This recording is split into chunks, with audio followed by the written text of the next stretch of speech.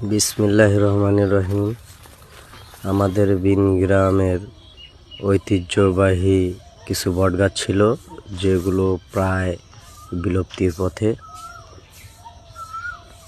অনেকগুলো বটগাছ ছিল যেগুলো সব কেটে ফেলেছে। এখন একটি মাত্র বটগাছ আছে, আপনারা দেখতে পাচ্ছেন। এই বটগাছটা বিনগ্রাম কানুপুকুর নামক পাড়ায় অবস্থিত। বহু বছর আগে এই বটগাছগুলো লাগানো হয়েছিল।